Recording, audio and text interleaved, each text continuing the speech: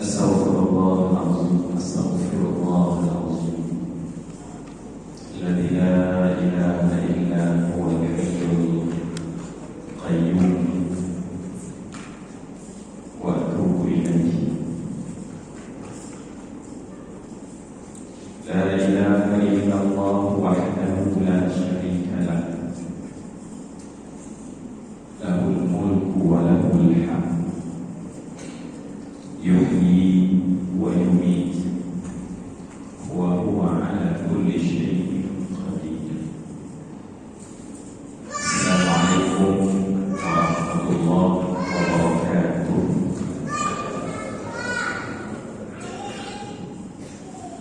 أعوذ بالله السميع العليم من الشيطان الرجيم. بسم الله الرحمن الرحيم.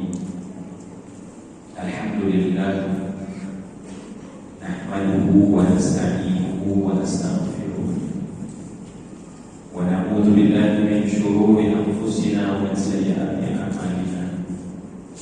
May yahdihillahu fala mudilla lahu wa may yudlil fala hadiya lahu. Assalatu wassalamu ala Rasulillah wa man tabi'a Terima kasih kepada tuan pengacara majlis yang berbahagia, Al-Fadhil Ustaz Khairul Anwar bin Khamar, Presiden Badan Nadwah Islamiyah Pahang, yang berusaha Encik Rahman bin Abdullah Malah, Presiden Barisan Al-Jadad Kuasa Tuan Haji Nazri dan tim. Seterusnya saya kira kepada para penganjur program sambutan Judi Perak. Seterusnya hadirin hadirat yang sama-sama hadir bagi melengkapkan sambutan Judi Perak dan dua yang sama-sama hadir pada malam ini. Pertama sekali terima kasih kepada pihak Nadwah kerana memberikan saya seorang hamba Allah yang sangat fakir dan dhaif ini untuk saya bersama dengan sebuah organisasi yang sangat mulia dan hebat ini, bersama pula dengan hadirin hadirat pada malam ini. Semoga Allah Subhanahu wa Ta'ala menjadikan pertemuan ini pertemuan yang bermanfaat dan pulang kita membawa rahmat berkat yang sangat besar dari sisi Allah Subhanahu wa Ta'ala. Dalam kesempatan yang sebentar pada malam ini, tentulah saya tak bercakap panjang ya, sebab kalau kita tengok waktu asar, kenapa asar dinamakan asar? Kerana asar itu merujuk kepada satu benda yang telah diperah. Maknanya pada waktu asar orang-orang akan rasa penat sebab dia telah kerahkan tenaga dia sejak daripada fajar. Maknanya asar pun dah penat. Ini bukan asar, ini ialah ini apa? Isyak pun dah siap. Jadi cuba bayang berapa persen bateri yang ada tuan-tuan dan dekat sini. Yang anak-anak berpagi rasanya tak tahu ada letak lagi, macam nak kena charge dah. Yang tengah-tengah yang macam segak-segak tu kan, yang mungkin ada ke satu bab, boleh bertahan ke? Dan tentulah muslimah pun ada di belakang, ibu-ibu nampaknya sambil tengok saya, tengok juga anak yang berlari kan. Jadi banyak tenaga bateri yang kita pakai. Jadi semua bersedia ke dalam lebih kurang berapa Ustaz? Setengah jam Boleh bertahan setengah jam lagi? Tengok jawab tu tak kuat kan? Boleh bertahan ke setengah jam lagi? Itu dah tinggal lagi separuh. Sebab diri punya masa. Kata ulama tak mengatur sebab khairul kalam ma qalla wa dalla. The best word tidak mesti panjang, cukup pendek tetapi menunjuk. Jadi saya nak gunakan itu Ustaz Errol. Kita akan gunakan malam ini. Cuba mohon pada Allah, semoga saya mungkin tak bercakap panjang, tetapi ya Allah, apa yang dibincangkan ini adalah sesuatu yang memberi manfaat. Boleh insyaAllah? Baik. Saya cuba nak mengajak kita semua untuk melihat bahawa aktiviti contoh depan mata, kerana kita cakap teori dan wahbil hal. Contoh depan mata yang dilakukan oleh Nadwa, ini contoh, adalah satu benda yang kita semua di dalam ini patut menjadi agent sebagai satu keutamaan dalam kita nak mengangkat tinggi kalimat Allah, li'a'la kalimatillah. Jadi itu perbincangan kita insyaAllah. Cuma saya rasa baik kalau saya nak mulakan dengan doa yang kita baca sama-sama. Jadi malaikat pun datang, kita bacakan doa, malaikat aminkan, insyaAllah doa ini mustajab untuk gerak kerja pribadi, organisasi dan ummah insyaAllah. Bolehkah kita mulakan dengan baca doa sama-sama? Bolehkah? Baik, sungguh tempat lain tak boleh sebenarnya.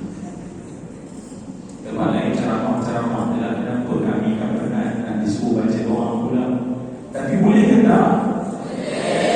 Baik, jom kita baca sungguh-sungguh doa ini, sebab doa ini manfur. Doa yang dibaca oleh Nabi, bahkan kalau ikut riwayat Sunan Ibnu Majah daripada Ummu Salamah, Nabi memang membacanya setiap hari, setiap pagi. Baik, kita baca malam ini sama-sama. Bismillahirrahmanirrahim.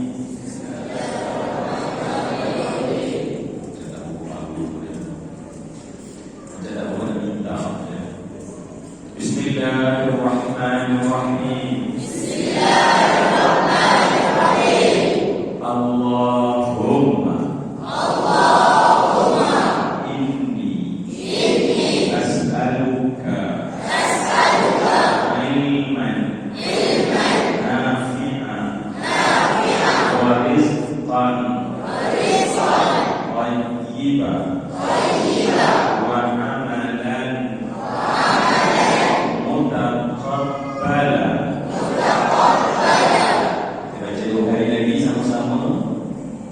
Yang pertama kita minta, ya Allah, berikanlah kepada kami ilmu yang bermanfaat. Yang kedua, minta pada Allah agar diberikan rezeki yang baik. Yang ketiga, minta dalam amal agar amal kita diterima.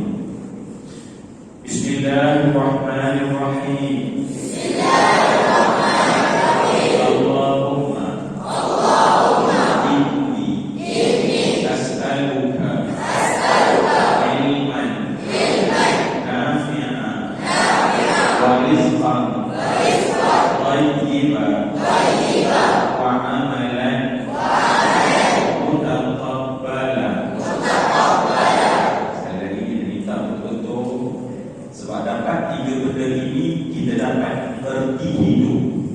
Kita dapat tiga benda ini selesai masalah hidup kita yang mungkin selama ini berat. Dapat tiga ini dah cukup sebenarnya. Bismillahirrahmanirrahim. Allahumma inni as'aluka ilman nafi'an wa rizqan thayyiban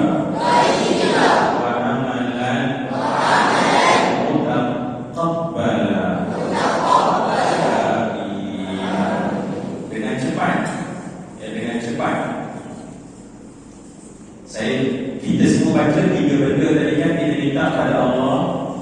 Betul tak?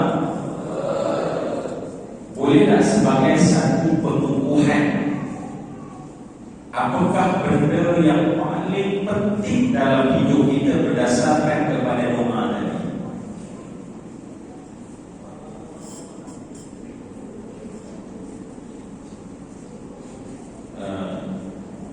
Saya sedang bertanya, tak macam tanya. Jadi ceramah bertanya, tak ditanya. Sekali lagi saya nak tanya, dia nak bagi cepat. Ini bukan point, tetapi dia nak bagi cepat. Daripada 3 benda tadi, apakah benda paling penting dalam hidup? Apakah dari malam ini kita bersama? Apakah benda paling penting dalam hidup? Saya tak dengar. Nombor satu, please. Nimrah wahidah. Nombor wahid. Baik, alhamdulillah. Saya ni Ustaz sebenarnya duduk ke atas ni bila banyak sangat spotlight LED dia panggil. Jadi tak orang nampak bawah sebenarnya. Jadi bila dengar suara tu aku tahu ada rupanya. Jadi kalau saya tanya dia mungkin saya rasa tak saya seorang atas ni kan, yang mungkin dah tinggalkan saya Haji Nazrilah kawan baik saya kan. Ada ke tak ni? Sebab tahu orang nampak yang canggih kan. Kat kampung saya dia punya stadium kan, dia punya apa ni, dewan dia pakai jamu punya pakai dia tu pakai bilik, kat sini pakai LED. Jadi nampak macam silau sikit lah ya. Baik, apa yang paling penting dalam hidup? Baik, saya nak ulang. Berdasarkan kepada hadis yang kita bacakan tadi, ilmu kan benda yang paling penting. Ilmu kan benda yang paling penting. Cepatnya, apa yang paling penting? Apa dia? Dan dalam doa kita ada gunanya. Baik, tolong ingat betul-betul sebab semua di sini adalah pejuang-pejuang ilmu. Ya, pejuang-pejuang ilmu. Daripada hadis tadi, yang paling penting bukan ilmu, tetapi ilmu yang bermanfaat. Tolong dengar betul-betul. Yang paling penting bukan ilmu, tetapi ilmu yang bermanfaat. Sebab setengah orang bilang fokus dengan ilmu itu penting. Kalau tidak, masakan Nabi baca doa lain dalam Sahih Muslim. Nabi taruh tangan dan baca Allahumma inni a'udzubika min ilmin la yanfa'. Aku minta ya Allah, kata Nabi, minta Allah, janganlah ya Allah jauhkanlah aku ya Allah dari ilmu yang tak memberi manfaat. Maknanya setiap kali kita pergi ke majlis ilmu, kena cakap dalam otak kita, aku nak cari ya Allah ilmu bermanfaat. Setiap kali anak-anak kita berkata capai keluar ke sekolah, nak cari ilmu apa? Para hufaz yang belajar agama, dalam saya nampak pakai serban, pakai rida, setiap hari keluar cari apa? Dan malam ini kita duduk dalam majlis ini, kita minta apa? Barulah kita akan dapat rezeki yang baik, amal yang diterima. Sebab kalau ilmu semata-mata tanpa manfaat, kata ulama, lau kana ilmu min duni tuqa syarafun lakana asyrafu khalqillah iblis. Seandainya ilmu semata-mata itu kamu anggap sebagai sebuah kemuliaan, maka makhluk yang paling mulia di sisi Allah namanya adalah iblis. Jadi kita tahu apa dia? Ilmu yang bermanfaat. Baik, semua yang saya kasih sekian, saya nak baca beberapa rangkap nasihat Sayyidina Ali. Dan saya harap benda ini dihafal oleh kita semua dan ingat yang akan keluar oleh seumur tahun.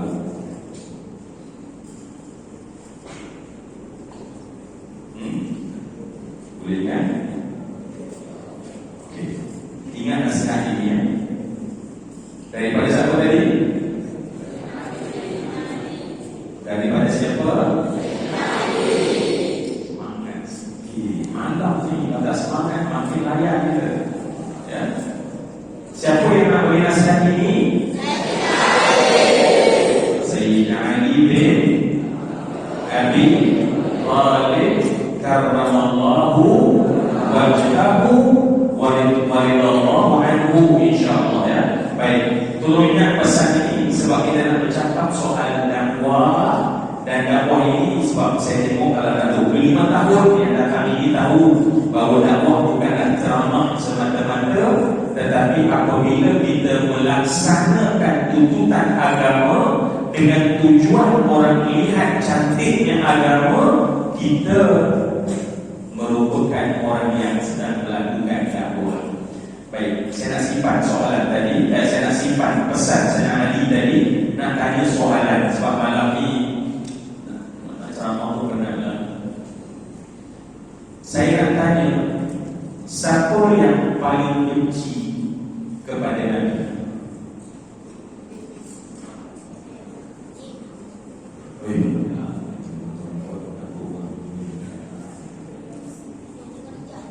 Sekali lagi, dengar betul-betul. Siapa yang paling benci Nabi? Abu Jahal, Abu Lahab. Siapa?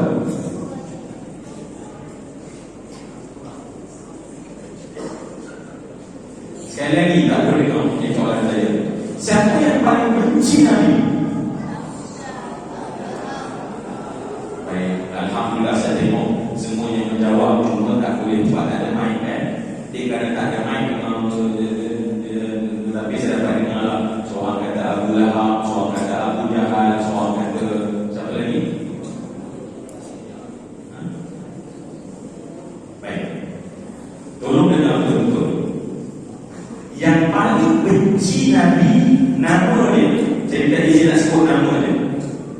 Yang paling benci Nabi namanya adalah saudara, nama dia Mister, nama dia adalah Iblis. Setuju ke tak? Setuju ke tak? Kalau Abu Jahal benci Nabi, tak ada masalah sebab Abu Jahal dah mati. Kalau yang benci Nabi itu Abu Lahab, tak ada masalah sebab Abu Lahab dah mati. Tetapi sekarang yang paling benci siapa? Iblis. Imam Ibn Kathir bila dia nak ceritakan tentang Maulid Rasul, Iblis bukan sekadar malam ni jadi nak ceramah kita dia benci. Kata Ibn Kathir, Iblis itu merantau pada 4 keadaan. Tak nak cerita panjang, salah satu daripada 4 keadaan yang dia merantau adalah pada hari kelahiran Nabi. Baik, soalan dia adalah, kenapa dia marah Nabi? Kenapa dia marah Nabi? Adakah kerana Nabi lebih handsome berbanding dia?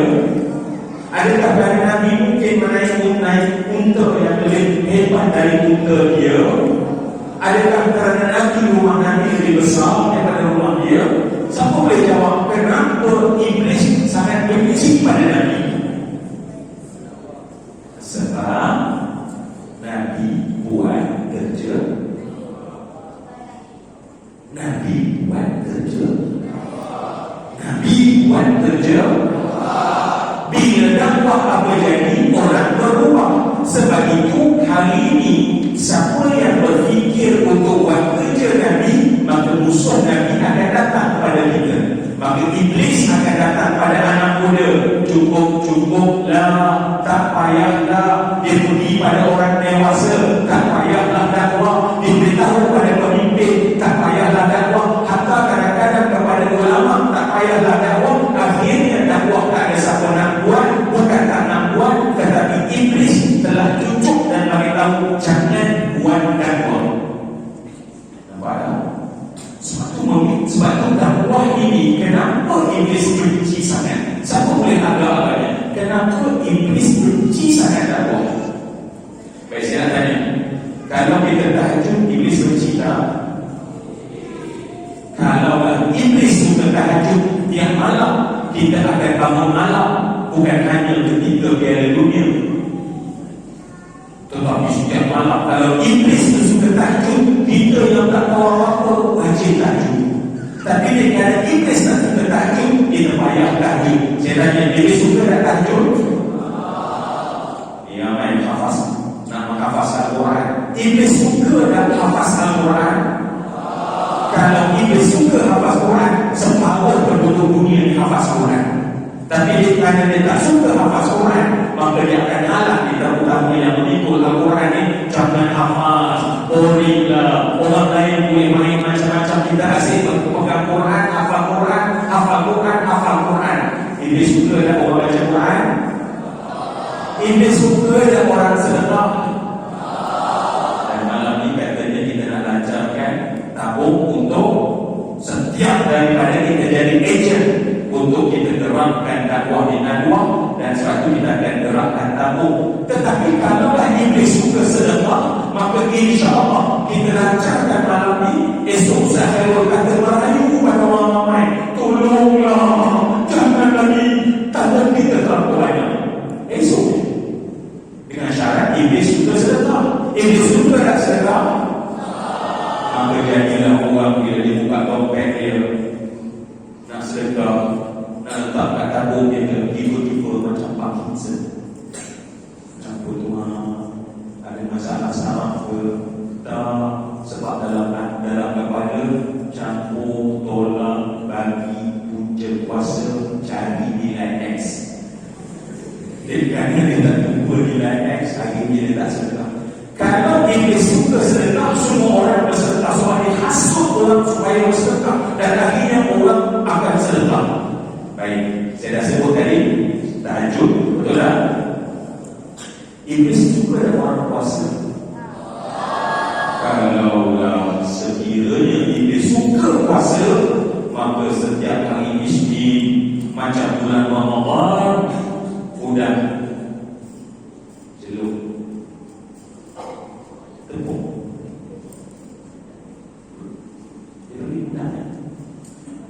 sotong. Maka pada hari Isnin dan Khamis di Kuantan ini orang ingat, kenapa kadang-kadang tak buka? Sebab mereka sedang berpuasa sunat. Kenapa? Sebab iblis suka berpuasa, maka akhirnya dia akan hasut orang supaya berpuasa. Maka tak ada orang yang tak berpuasa, mereka semua berpuasa. Tapi iblis suka tak orang puasa? Maka sebab itu nak puasa juga sekadar sunat, tak wajib upaya. Baik, saya dah sebut beberapa ibadah. Satu kritika dalam banyak-banyak ibadah apa yang tadi yang iblis tak suka, apa yang dia paling tak suka?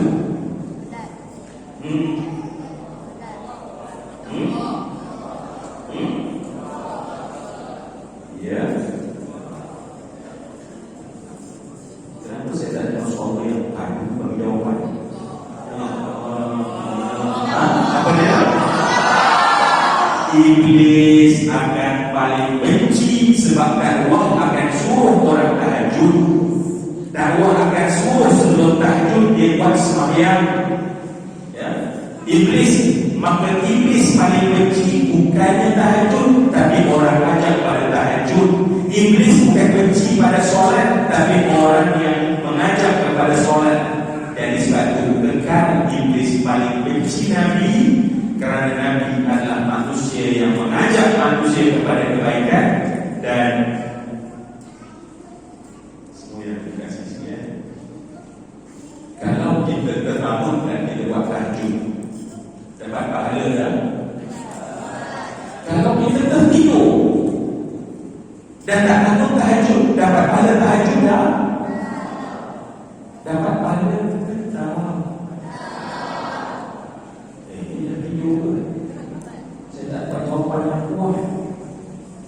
Kalau kita bangun tahajud, dapat pahala tahajud kan? Dapat tak? Kalau kita tak bangun tahajud, dapat pahala tahajud? Kalau ahli istik dapat pahala dah? Kalau dia tak puasa, tetapi orang yang mengajak orang puasa, dia tetap akan dapat, walaupun dia tidak lakukan amalan itu pada masa itu kerana mungkin ada masalah. Dan pahala itu, kata Nabi, selama mana dia amalkan, selama itu pahala untuk dia mengalir walaupun dia dah mati. Jadi sebab itu syaitan tak nak kita banyak pahala, maka syaitan akan halang dakwah. Dan semua yang saya kasih sekian, dakwah terbagi pada dua kan. Yang pertama dakwah disebut bil lisan, yang kedua bil.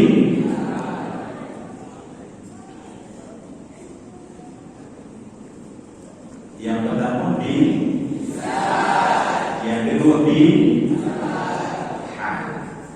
Bil hal maksudnya adalah apa ada dalam ajaran Islam kita buat supaya orang boleh buat. Bil lisan adalah kita ajar orang, tuan-tuan kena solat, walaupun tengok bola, tuan-tuan kena solat, ceramahnya di masjid, ceramahnya di musala. Tetapi bil hal, jangan ceramah, buat satu surau bergerak, letak di stadium. Baik, nak tanya, antara lisan dengan hal, mana lebih fasih? Mana lebih fasih? Mana lebih fasih?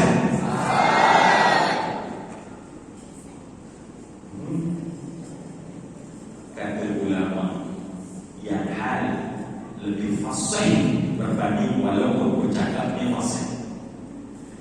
Walaupun hal macam tak dengar dia bercakap, tetapi dia lebih fasih daripada orang yang fasih dalam berdakwah. Kerana itulah semua yang dikasih sekian. Kalaulah ini difahami, sebab saya pun sekarang ni Ustaz tengah duk, kalau tengok hari Khamis kita buat akademi dakwah yang keluar live di TV Hijrah setiap Khamis, dan kita memberitahu pada masyarakat dakwah bukan ceramah, dakwah bukan ceramah. Sebab ceramah hanya berapa orang sahaja, tetapi bilhal semua orang yang mengucap asyhadu an la ilaha illallah wa asyhadu anna Muhammadar Rasulullah, maka dia boleh sama-sama untuk terlibat dalam bidang dakwah. Sebab di dalamnya tidak ada cikgu, mungkin dia belajar mengajar biologi, tetapi dengan biologi digunakan untuk bagaimana disampaikan dakwah. Mungkin ada seorang peniaga menunjukkan akhlak peniaga Islam, maka orang tertarik dengan Islam, maka itu dakwah yang paling berkesan, lebih berkesan daripada saya yang sedang duduk di hadapan semua yang saya hormati dan saya kasih sekian. Dan itulah semua yang dikasih sekian. Saya sangat merasa bangga sebenarnya bersama dengan Nadwa, dengan misi dan misi untuk terus menyedarkan masyarakat untuk kita terlibat dalam usaha dakwah. Namun cabaran yang kita tahu, sebab kita berhadapan dengan iblis dan syaitan yang sedang berjuang bermati-matian memastikan agar dakwah bil hal tak dapat berjaya. Kerana apa? Sebab dia tak nak orang akan kembali kepada Allah, dia tak nak orang kembali kepada agama Islam, dan Islam akan menjadi satu agama yang tinggi dan manusia akan bernaung di bawah ketinggian agama Islam. Semua yang saya kasih sekian. Sekarang saya nak bawa pesan Sayyidina Ali yang tadi saya nak bawa, dan mungkin pesan ini boleh laku dia sebab dah malam sangat. Jam saya dah 7.43 pagi. Apa? Macam ini pukul 3. Macam saya tengah tidur tak tadi. Baik, tolong ingat pesan ini sebagai pesan. Semoga insya-Allah sama-sama kita dapat menggerakkan. Tolong doa ya, doa-doa anak-anak yang tak ada dosa lagi ini, doa yang sentiasa membaca Al-Quran. Boleh saya tahu tahfiz ya, daripada tahfiz mana?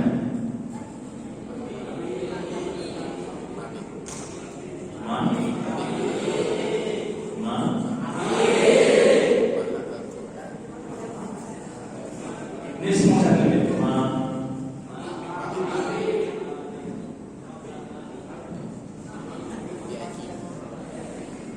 Satu marasa saja. Ini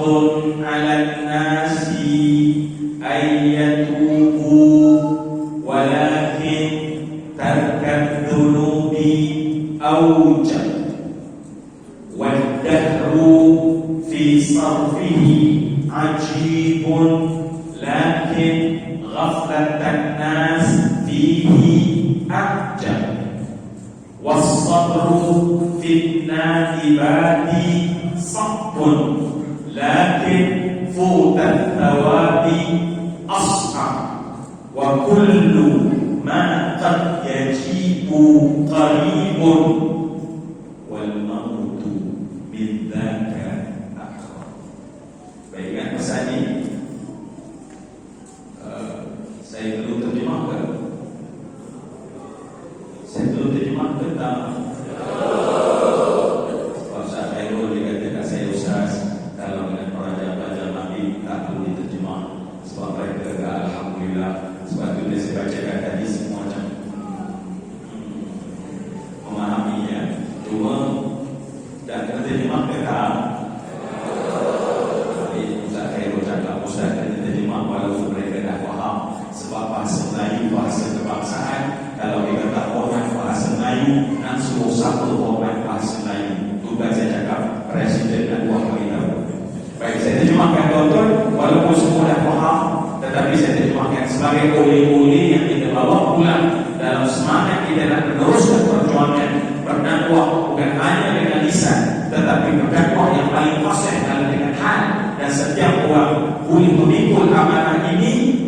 Sebab tu ulama menyebut fi ayyatin taqah fa anta mas'ul bi islamiyah. Ingat, setiap orang yang ada dalam majlis ini fi ayyatin taqah, di mana bumi kamu berada, fa anta mas'ul, engkau akan disoal bagaimana kamu mengislamkan bumi di tempat tersebut. Jadi mungkin kita ada di office, bagaimana saya nak berdakwah bil hal kepada rakan-rakan di office dengan akhlak yang mulia, beri salam santun akhlak Nabi, insya-Allah. Baik, saya nak terjemahkan dan habis terjemah ini berita baik buat semua adalah habis saja terjemah ini maka berhatilah sama ini. Boleh? Tapi kita nak buat apa tadi? Lancaran. Macam mana cara kita nak lancaran? Ya.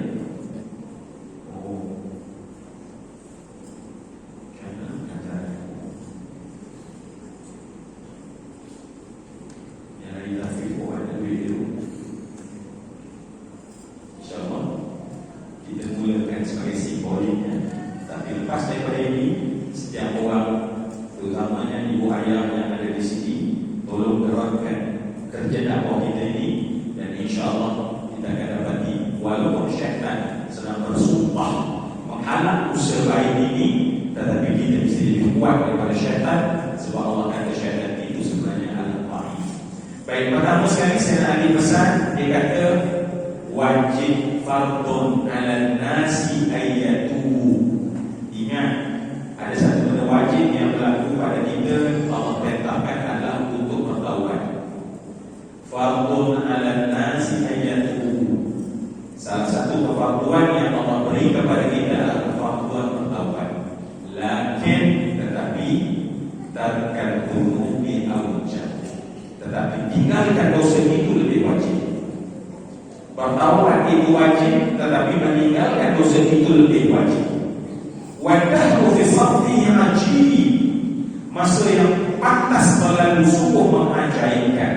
Kalau saya tanya para pejuang Nadwah di sini, 20 tahun, 25 tahun macam baru semalam. Hari ini kita dah habis 25 tahun dan kita tak tahu adakah cukup usaha dakwah kita kalau kita nak jawab kepada Allah nanti.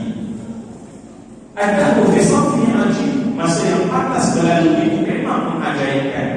Lakin tetapi kelalaian manusia dalam masa yang pantas berlalu itu lebih mengajaibkan. Dan tahu dah masa melaju, tetapi lalai lagi itu lebih mengajaibkan. Wasabru fi al-i'tiqad Islam. Sabar apabila hilang barang ataupun apa saja yang kita ada itu susah. baru ni tengok ziarah rumah orang bakar, saya tengok rumah menangis, saya tahu ya Allah susahnya lah nak menerima hakikat rumah terbakar sebab hartanya hilang.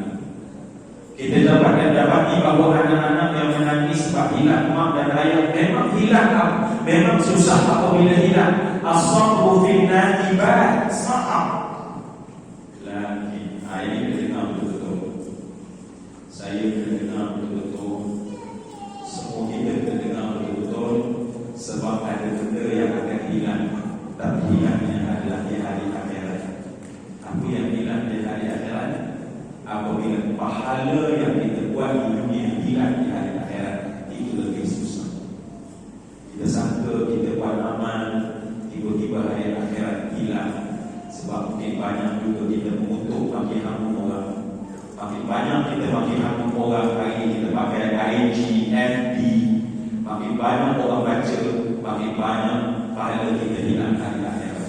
Makin galak kita post benda-benda yang memburukkan manusia lain, potensi paling besar akan hilang pahala kita di hari akhirat. Yang kita tak nak kita tergolong dalam golongan yang dikatakan golongan muflis. Dan yang ketiga, yang keempat, yang akhir sekali dalam syair ini adalah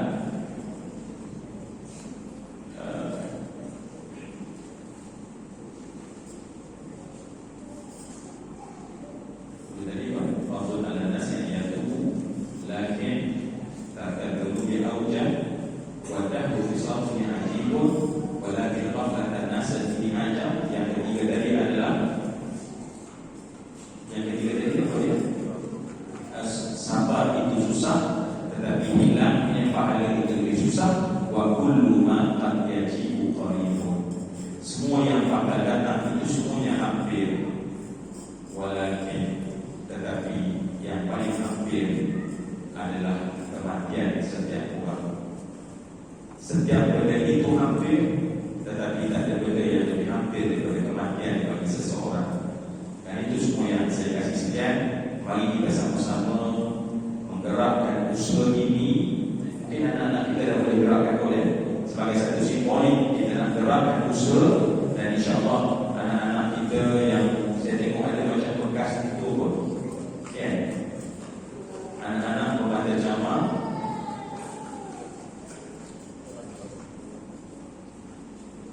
mungkin boleh bergerak ke soft-soft mana yang ada. Bagilah walaupun 10 sen pada malam ini, sebab 10 sen pada malam ini adalah asas untuk Allah kembang rezeki kita, mak dan ayah kita, insya-Allah. Dan semoga bermula daripada malam ini kita akan sama berbeling tenaga agar insya-Allah misi tanamul yang dibacakan ayat oleh Al-Fadhil Tuan Presiden kita sebentar tadi akan dapat dilaksanakan dan direalisasikan, dan kita betul bantu di atas jalan kebenaran, kebaikan, insya-Allah. Jadi semoga dikasih saya tengok anak-anak kita yang mak dia bagi duit sikit pun bagi juga, itu jadi asas insya-Allah yang terbaik. Dan saya yakin insya-Allah kita akan terapkan ini di mana-mana tabung organisasi. Semoga lebih ramai orang mengambil ruang dan peluang untuk terlibat sama dalam satu jariah melakukan dakwah. Dan jariah ini setiap ringgit yang kita berikan pasti akan berkekalan apabila dakwah tersebut dilaksanakan secara berhal dan orang yang terkesan daripada dakwah tersebut pahalanya mengalir pada setiap ringgit yang diberikan oleh setiap orang daripada kita.